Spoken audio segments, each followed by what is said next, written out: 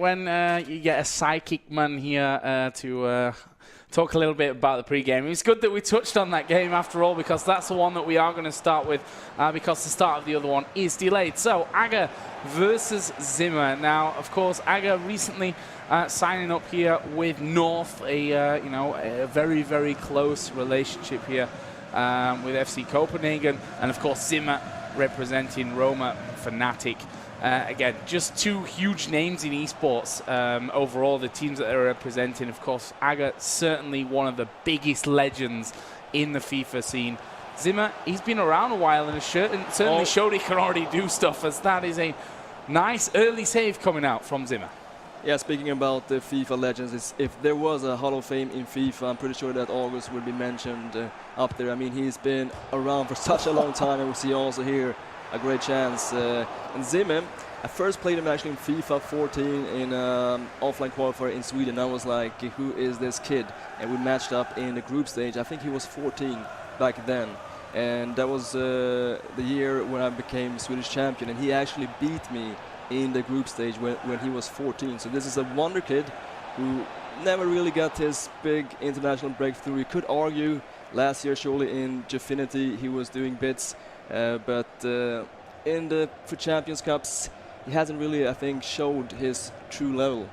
And we can see if he can do it here in Bucharest. Yeah, I remember back to FIFA 17, I think it was the DreamHack qualifier, which was kind of the first event all the way back then, and that was another great tournament for Zimme. But we'll see in this one, as you mentioned, it is a difficult task for him up against an in-form Agge and a surprisingly confident Agge, which is, so as you said, we normally see him being very, very humble. He said he may just win this one, and he started off this game with some real purpose about him as well there. R9 slotted it into the top corner. And we're seeing here what he does so good. He's so good with the skill moves and always trying to think what the opponent thinks and doing the opposite here. And he also starting to find also that green bar on the time finishing, which is so important here in FIFA 19, which we also seen throughout this tournament.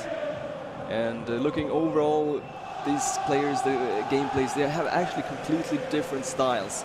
Zimme always tries to go forward as quick as possible, just use as low time in every attack as possible, while August is having more of a, let's say, traditional style of FIFA, maybe a bit more patient, slower build-ups, even though we're seeing August this year in online especially having a more faster gameplay. But always when it comes down to LAN tournaments, he always shows this more patient side of August, which actually brought him to glory many times.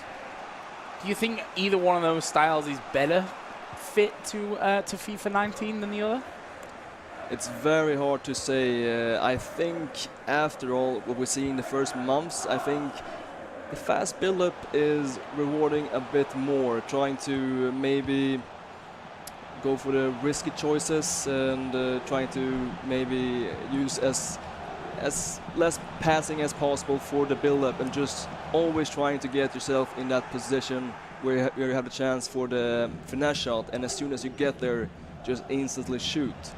While August, maybe, even though he gets into this position, he might take 1-2 extra passes or some extra skill moves. And we're seeing here from Zimme as well. He's going to take the shot and will bury it right from the edge of the box. And that kind of just demonstrated everything you were talking about. Zimme in that position after 3, 4, 5 passes and no messing around on the edge of the box. Side-footed straight into that top corner. And what a comeback here already for Zimme.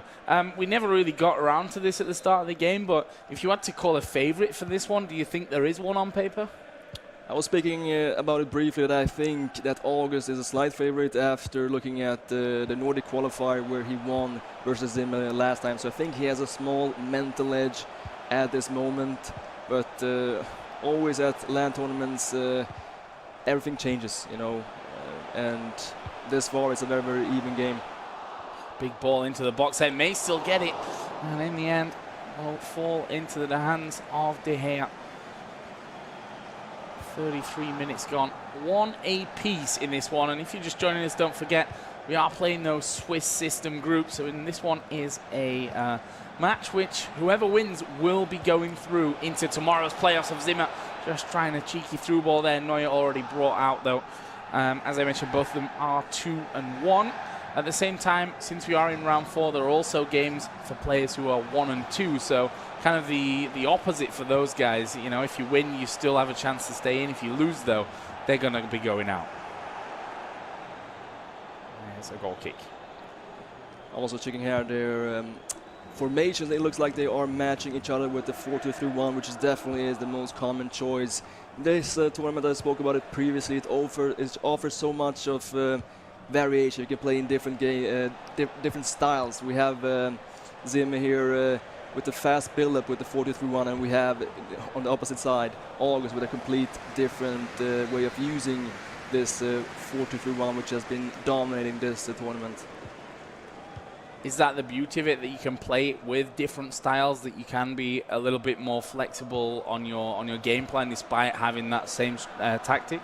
Definitely yes. If we're looking at FIFA 18, I would say that the most dominant formation was the diamond 4-1-2-1-2 narrow. And this year the driven pass is not as powerful, and that was kind of the key in the diamond last year, the very fast and powerful driven pass to be able to just break through the midfield. And now it's different. You have to use more of the width also with the 4-2-3-1. It offers 3 different camps, so you have more chances to connect the midfield and attack, while in the diamond, of course, you only have 1. So I think that is why 4-2-3-1 is such a popular choice this year. So into the end of the first half here then, we are of course playing 2-legged games with an aggregate score, and obviously if we're all tied up after those 2 legs, then extra time and penalties will be needed, which has actually not happened all that much today, funnily enough. I think we saw in the in round 3 a couple of games that went that far, but I think generally we've been fairly settled after these first 2 legs. So here we go then, second half underway. Zimme and Agge starting off this second half of the first leg at 1 apiece. Couple of subs coming in, Ronaldinho and on for Pele there. And a quick start here by Zimme, and he's going to take the shot. And, you know, seeing that green arrow above an R9 on the edge of the box is always a scary thing, I think. Something that Zimme is so good at is really perfecting these new features. We're seeing this year using La Croqueta a lot, and also really using the time finishing perfectly. I think he had 2 clear chances, or not even clear chances, he had 2 positions in this game where he had a chance to go for a shot, and he did it both times perfectly, hitting the green bar and scoring twice. And I think that just shows the importance of using time finishing. Oh, a bit of a mistake there possibly at the back, maybe panic work from Agge trying to clear it, which leaves some space for Zimme to work around here on the edge of the box. There's the turn and the shot, nice. And again it's perfectly done. That was a bit surprising. I was actually thinking that he would whip it instantly here with R9, but he made that extra turn. You can see also how Agge was over-moving his goalkeeper. And it's something that we've seen a lot of time this tournament, that the goalkeeper movement is actually usually hurting you, because the players after last tournament in Paris was always going for the far post, but players are learning, okay, the opponent will always move towards the far post, so let's just go for the near post. And we're seeing a lot of, let's say, easy goals where players over-move the goalkeeper very early also, and it opens up a huge space. And maybe sometimes you could argue, is it now with player knowledge maybe even better to just cover the near post?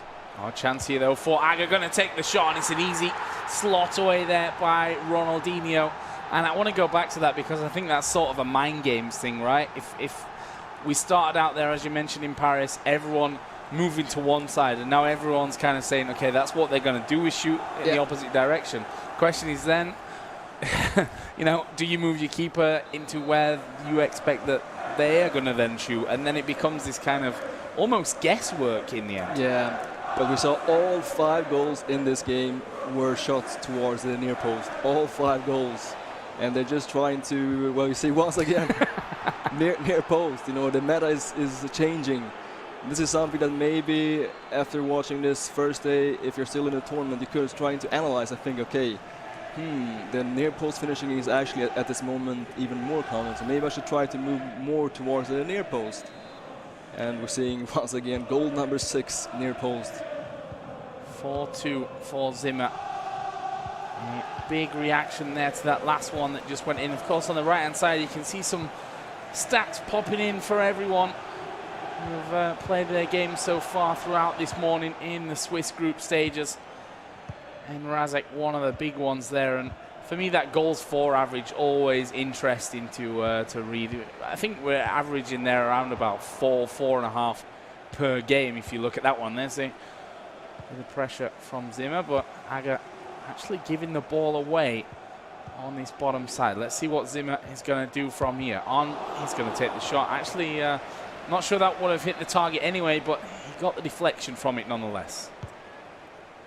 Whipped in. Keeper there as well. He's going to fall on the edge of the box to Cruyff, though. And that was sailing goalwards. Again, knocked behind in another corner here for Zimme. Again, whipped in towards that back post. This time, though, it will be Hullet up there who will be able to get that one away. Some dangerous moments there for Agge. Yeah, and I think now he's starting to speed up his attacks a little bit. He's trailing with 2 goals. I still think he has a lot of time left to play for. You see there a nice one this time towards the far post, and that is R9, a nice build-up. Interesting though, he's using not the prime version of R9, and I actually asked him yesterday why, and he said because I have this version 94 at home, and I'm just used to him. And sometimes team knowledge means more than to actually have the best players by stats. How much does that, affect you? I mean, you can give an example of your own, I mean, is that, are you ever going to feel, let me put it this way, that if I'd have picked the prime version, that may have gone in, or that may have been different outcome to this game? Perhaps, yes, but you have to make a decision before this tournament. I mean, you are very well, you know exactly what it's going to mean if you don't pick the best version. But, I mean, from my experience also, and I think a lot of players also feeling the same, like when you play Weekend League and you are maybe adding a new top player, the first 5-10 games with him, you can feel like, oh, he's actually not that good. It's because you're not used to him. It takes time to get used to the player's attributes. And sometimes, like I said, it's actually better to go with the things that you know about. So some direct play out of danger there for Zimme. Actually, he's going to find space. I think the last man won't quite be reached there, though. Will be played out. And D Loco, we see your tweet there at the bottom. Next year on FIFA, you'll see me being a contender at the FIFA E-World Cup. Remember, I told you, I've written your name down, and I'm going to come and find you if that doesn't come out to be true. In fact, no, I'm going to send Jimmy around to your house. That's even more of a punishment. So, can Agge bring this one back? It is 4-3 to Zimme. He is pushing forward here on the edge of the box. Henri Vieira. Nice bit of build-up play, but where's the hole? There it is, takes a shot. De Gea this time, though, is going to catch it. I think it's definitely possible for August to come back. Zimme is a fantastic, really amazing attacking player, but the part that maybe he could improve is his defense, and that's been his problem for many years. He's not, at the moment, the top 15 defensive players in the world, and if you want to become a champion, if you want to win big tournaments like these ones, you really have to have, like I said before, a solid defense. And yeah, this is far from over. I think August will have a lot of good chances to get back in this matchup. Yeah, maybe it's one of those. Will be a great time to score just before the stroke of full time. We'll get a second chance at this, and even a third there as Henri lays off to Vieira. Now Ronaldinho on the edge of the box. That pass almost cut out, but possession here crucially still with Agge. What's he going to do? Will he take the shot here? No. Continues to try and find that better percentage. Now with Hullet on the edge of the box. He does take the shot there. Opposition's Hullet is down. There's a tackle. It's not a foul. Ball not taken out of the box, so again it falls to Hullet. This time though, finally Zimme will deal with it. And it looks like that may just be enough to keep the lead from the first leg. This has kind of been August's problem this tournament, that he sometimes overplays it. If this was Zimme, I mean, August was attacking for 5 in-game minutes. During this time, Zimme would probably finish 10 times.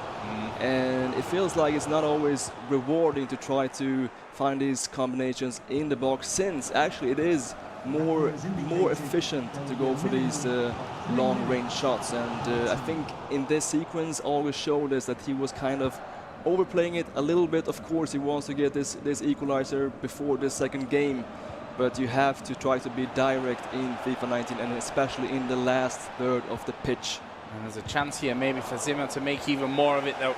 2 defenders in front of him, and that will be the end of this first leg. So it is a 1-goal lead for the Swede in this Scandinavian battle. And a fantastic game it was to watch as well. 8 shots apiece, actually. Couldn't really have got much more even across the board.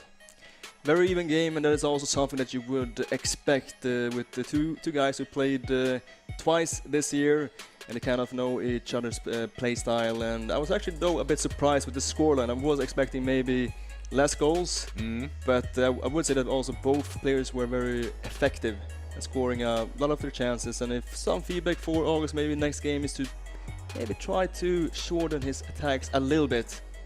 Okay, we are going to be taking a little bit of a look over to another game, and that is the game that we originally said we were going to follow, which is Tact versus Gravesen. This one, obviously, we talked about before, is a knockout game. And as you can see there, Gravesen leading this one 3-2 in the dying moments of the first leg. So we'll keep an eye on how this one all goes. And I know a few of the guys on the couch, of course, predicting Tact to win this one, which we'll see how Gravesen can turn this one around. As we mentioned, had a great time at the Continental Cup in Paris. Not quite enough to win that one, but certainly went far in it. Showed us that he certainly is capable. Right now, he is the man with possession as well. And as I say that, well, he wins himself a corner in this dying moments of this first leg. Let's see if he can do anything from this. Where will he go with it? Taken short. And I think at this point he may just be happy enough to have that possession running down and go with that goal into the that goal leading to the second half. Yeah, and also seeing here Tisak, the way that he was moving his goalkeeper during this set piece. And I also saw Mike breaking this down, but I haven't seen actually anyone in this tournament going for that far post corner. Which I tried at home, and it is working, and it's something that you really should try to using if the opponent is moving the goalkeeper a bit, well, let's say too much towards the near post, because the far post opens up, and if you have a big man towards the far post, you have a great chance of scoring, and especially in an open net. And we have one. We have 4-2 Gravesen, and the timed finish once again. Maybe not necessary from that area, but like I said, it is some kind of a muscle memory with the German shots in FIFA 18. It was exactly the same. I did it every shot because it was simply just a reflex. Yeah, I think once you kind of learn that kind of that kind of mechanic in a game, then it also becomes automatic most of the time, which may cost you in some positions, but I think generally the way that things are working right now, it's probably better that way than the other way around, right? Yeah, and the thing is that if you always hit the green bar, it's never going to cost you anything. Exactly. But we're seeing Gravesen and getting this 2-goal lead, and that is massive. I mean, the difference from having a 1-goal lead, which it can easily be turned in that second leg, he has a big advantage now in this second leg. And we're also going to jump back now to this matchup, the Battle of Scandinavia. We have August Zimme, and the first leg, of course, finished to Zimme's favor 4-3. Yeah, 4-3 was a very close one. Actually, it looks like we've got action right from the get-go. Zimme continuing to play in the yellow. Agge switching over, though, to the blue here for the second leg. Let's see what former world champion can do to get back in this game. Striking early would certainly give him a big confidence boost. And there is some more direct play here. It's Eusebio, and he's just dragged a little bit wide there. Actually, there was deflection on it, so in the end, you can say credit to whoever got a hand on that one. Or a leg from Zimme. He's going to be whipped in towards the penalty spot. 2 defenders there, though. Not out of danger just yet. Here's Pele. Where does he go from here? Just trying to squeeze his way through. I think that's no, it's not another corner. It actually went straight out of play.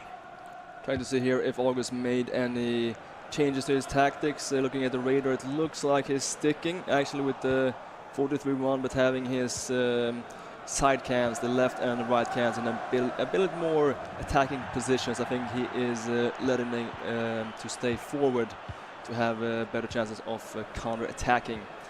And this is a good chance for Zimme. Route 1 action that we've come to know from him already in this game. Ball bobbling around. Neuer does get there first of all. I want to talk a little bit about the radar while we've got you here, because I think this is a great opportunity for a lot of newer players to learn a little bit from you in a second, because there's going to be a shot coming off. Neuer was off his line and will knock it wide. But how important is that radar? I think it is very important, and especially if you want to take the next step in FIFA. For example, if I get 1 versus 1 and I have a long run, which of course you have a limited vision on the screen and you want to see if the opponent's goalkeeper is running out, and I'm always checking the radar very fast. Is he sticking to the line with his goalkeeper, or is he moving forward? And that is some extremely valuable info. And also when you're trying to switch sides, when you're trying to find maybe a long cross pass from the defense, there are so many sequences in the game, so many positions where it's very rewarding to have a good, well, to check the radar and see how your players are positioned. You saw there an attack from Agge, not quite finding its man. Zimme also went fairly direct. That didn't work out. It is now, though, Zimme who briefly had possession. You see, that possession must be around 50-50, just the way that this one has gone back and forth so far. There's a searching through ball towards Pele on this bottom side.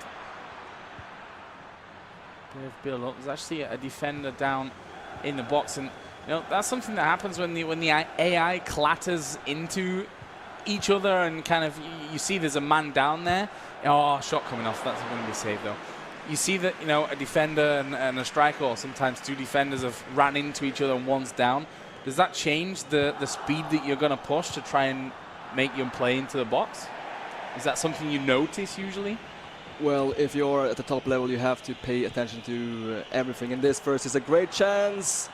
And there we have also here showing this early cross, the R1 cross, which is one of the, I say, maybe the best crossing technique in FIFA 19, the low cross. But yes, when it comes to having the vision, which we just spoke about recently with the radar, it's the same thing. You have to pay attention to everything. You have two eyes, but you have 11, actually 22 players to check, because you also have to check how the opponent is moving his players. And having the vision is one of the, well, I'd say one of the most important traits when it comes to distinguish the best players. There's a ball through towards Ronaldo. Ball going to be whipped in. Oh, there's Tully. Oh, he's ran a little bit too far from that. I think the pass off the header. That's something that I really love to see. I also saw Chian doing the same versus Aubameyang. When you get into this position, you have this cross, you get a good chance. Instead of just instantly going for that header or volley, you can just check first. Do you have any better options to maybe go with the flick? And we're seeing here, very nice. He flicked it to Gullit. He had an open chance, but Gullit really couldn't find the balance. That was a great play from Zimme. Through. Again lost by Agge. And some nice space on his top side for Alexandro. Dispossessed though, almost instantly there by Gullit. Now it's Agge. There's space for Ronaldo to push CR7 through. Will keep play at his feet as well. Now Vieira on the edge of the box. Where does he go from here? Just trying to find a hole in Timmer's defense and doesn't find it. See, sometimes it was the same in last game. It takes sometimes a bit too long for August. He had a great chance here, but he was doing 2-3 extra passes, and Zimme had time to get his defense in the position. It's not really paying off for August making these extra passes, because Zimme is a player who's playing very, very low defense, and he's very safe there, and he's enjoying this, well, these passes from August, because they are not threatening him. Playing into his hands here, maybe. Right in the back heel there. With Ronaldo. Again, we also see completely different games. The first game was flying, and now probably a bit nerves from both players. Of course, the fact that first here we're going to see Zimme with Vieira. You see, he goes for the shot instantly. And I think that is something that also always should do versus Zimme. But yes, a lot of nerves. Either you are guaranteed to go through to the knockout rounds, or you are in big pressure going 2-2. This is a very, very big game for both these players. Yeah, I feel like it's the most nerve-wracking game that you can ever be in, that 2-2 scenario. You know that it's all down to that one game. Of course, that's the case if you are kind of 1-2 as well, but I think in this one, yeah, sure, you win, you know that you're going through, but it's more of a pressure relief and not having to play that game when you're sat at 2-2 and fighting to go through into that next round. Ball will fall to Hullet there again, but again, it's De Gea that goes down, gets to it, and we are at half-time now in this second half, in this second leg, sorry. And honestly, as you said, 2 different games. This one slowed down a little bit, which you might feel like plays more into the hands of Agge and his play style, but that just hasn't seemed to benefit him at all. Yeah, but I think also somehow this, well, how this game is unfolding is still a bit logical, since Zimme is usually the more attacking player, but here in the second leg he's trying to defend his lead. So he's playing much more defensively than he usually does. There is a mistake in the build-up play, but he repairs it with Cruyff there. Interesting to see Cruyff that low in his team, and that just shows his mentality in this game. He's trying to defend with all possible players, just trying to keep this 1-goal lead against Agge. I think pass accuracy would be an interesting stat to see for this one, because it's been sloppy at best at times. Now Agge trying to find him again. He's snuffed out, but as quickly as I can say that for one player, almost exactly the same on the other side. This time though, Agge building up and again looking for those clinical passes, despite, you know, having an R9 on the edge of the box where you think maybe worth a pop. But just look at this, the way that Zimme defends, and that is something that always has to use. And here's a mistake first, and that is devastating. Just trying to complement Zimme's defense, and then he makes this huge error. But yes, the way that he's defending, that he is rather trying to cut off the passing lanes than to actually apply pressure on the ball holder. And this, of course, makes it harder to make these passes into the box, but also makes it easier to find the position to get the target, the shot. And that is something that I want to see August using more once again, because Zimme is leaving big space sometimes when August is on the ball. And he can easily get punished if August is just trying to tweak up his gameplay a little bit here. See then if now with that kind of pressure on Zimme here to score in 90 minutes, whether he goes back to that more aggressive style that we've seen from him. Currently though, it is Agge with possession. Walker. Not great on accuracy. That one will be slid away from. I'm seeing now that Zimme is once again upping his aggressivity in the defense. You can see here that he's much more eager to get the ball back quickly. That is actually, when I see Zimme when he plays at the best, he is being much more aggressive in the defense, and I think that was actually hurting him in that first half. Oh, the keeper coming out there, and that almost certainly saving Zimme there. Space up top for him to run into, though. Can he change things around? Not with that one. Now it's Agge to have a run of his own. Henry still looking fairly fit after being brought on. Something also that is, I mean, a big thing is so hard in FIFA 19, especially in FIFA overall. We saw the same in FIFA 18. It's hard to keep a 1-goal lead. I mean, I think maybe after all Zimme was going defensively too early, and now he's going back to his gameplay that he had in that first half, and I think that is the way that he's actually going to beat August. Even though he was defending very well in that first half, he somehow stopped to attack, and that is a big trap. Here we go, big ball down towards CR7. What can he do from here? He's going to skip past one man. Will cross it over. Oh, and I thought that was in as well.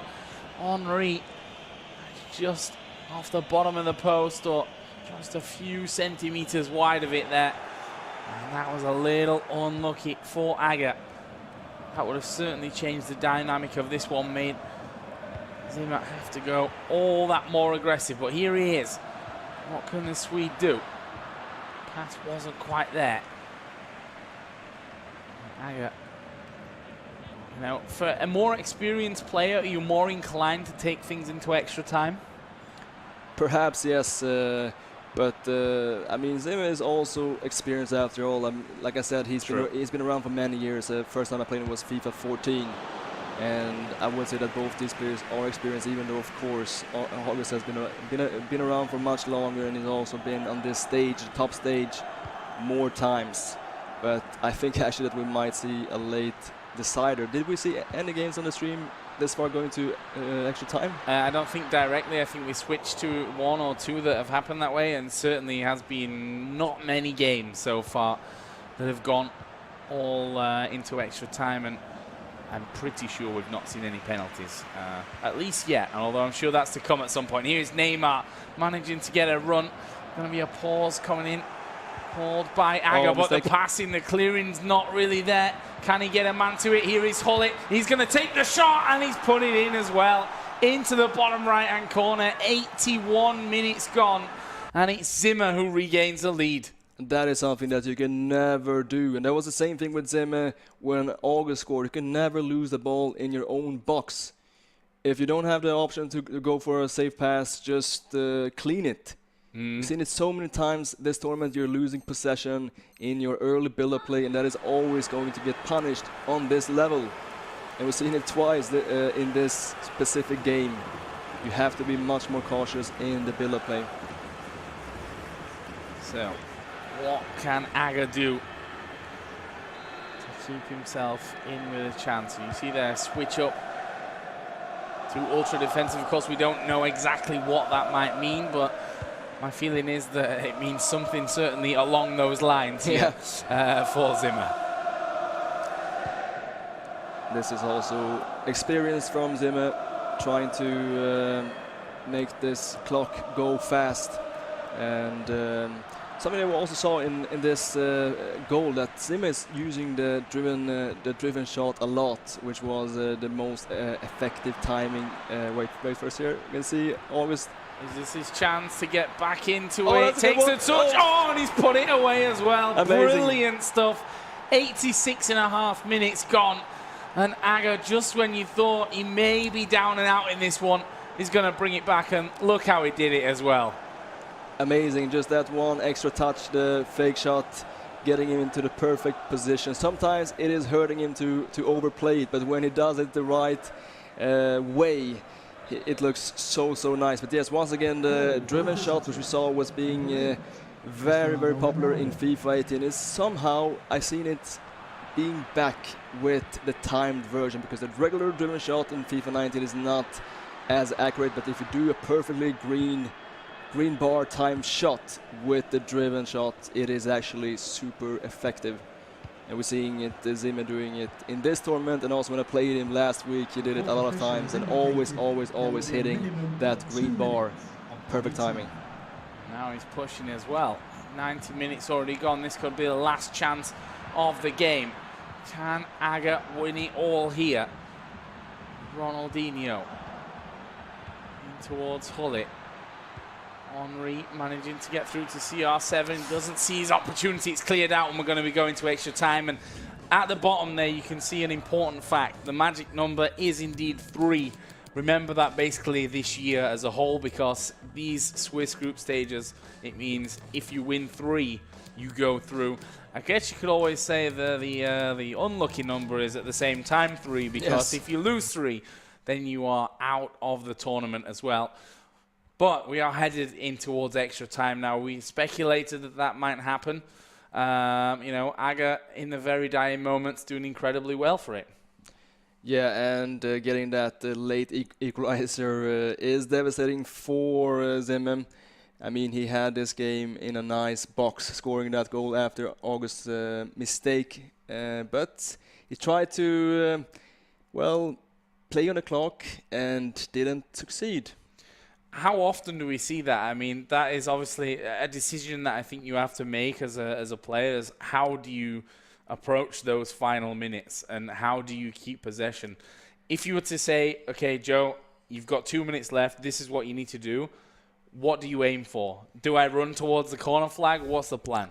We're seeing some different ways. I know there are some players who are actually taking a short corner and then just running back. I mean, it doesn't look so beautiful, but it is a game that we play, and it's the same for everyone. It is a big factor and a big thing in also, let's say, real-life football. There is time wasting, and it is a part of football as a game. But I would say that's usually when you start doing it too early, it will hurt you. I think maybe you could argue if there is any magical time where you actually could start passing it in the back line or switching sides. I would say maybe around the 85th minute if you're feeling very, very pressured. But then when you start doing it, make sure that the opponent doesn't get the ball back. And I think Zimme started maybe a minute too early, and it didn't really do it with let's say, full-hearted. Yeah. And I think, you know, when you see, okay, I mean, this next pass, we've talked about this a lot today, that it's important that you're not just thinking about the pass that you're going to make, but the one afterwards. I think it's important that you're prepared to just clear the ball, right? To literally just give it full power and get rid of it. Because in that case, it's always going to be better than losing the ball where you are at the back line. Yeah, but that's what they're trying to do here, that they always going to try to find large goals solutions in the build-up, but sometimes it is going to hurt you. If you're going to go for a build-up where you're going for the passing choices, trying to make a nice build-up, then you also have to be very sure that you're not going to lose the ball, because every time that happens, almost every time at this level, you will get punished. And also we're seeing here that actually August is in the lead at the moment. As we were speaking, he is 1 goal up, and I think also that shows that this late equalizer from August was hurting Zimme mentally.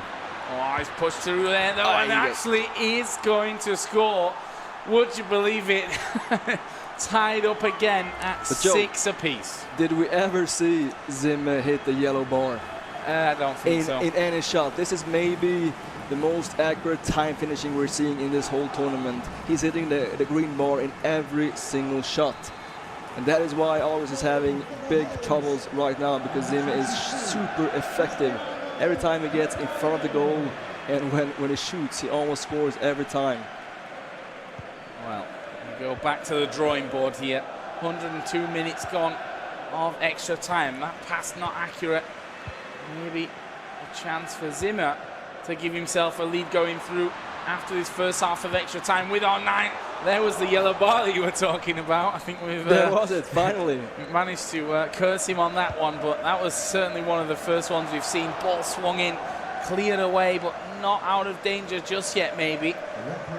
Actually, Agge may get a last-ditch moment of himself. I don't think he will. I think this one is going to be whistled out to half-time. Or is it? Ronaldinho on his bottom side, and there he is. Surely Henry is going to find the back of the net, and Agge on the stroke of half-time. 107 minutes gone. He's going to regain the lead. 7-6 overall, and we talked about how exciting on paper this game was, Zimme versus Agge, and it is absolutely delivering. Well, this matchup is surely not disappointing. We can see here also what August did so good. He had a lot of space, he had time to think, and he also had time to wait for Zimme to make the first move. And he took half a second extra. He was waiting for the first step from... all right, so we're actually getting in for that 1 goal didn't count. It's actually 6-6 at the moment. This is crazy, Joe. Yeah. What is happening? But yes...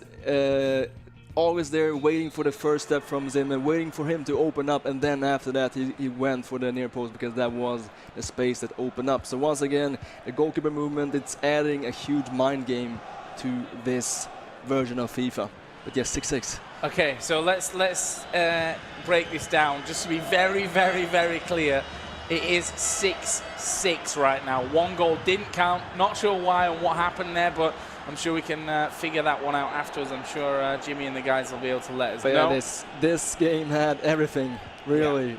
comebacks, amazing goals, great defense, and also some technical issues, obviously. But at this moment, it is all square, and will we see penalty shootout? I was going to say the only thing that we've not seen so far is penalties, which we are not far away from here. Only 10 minutes in game left to go or so. Now, well, dispossessed there, Alexandro. Now is Walker.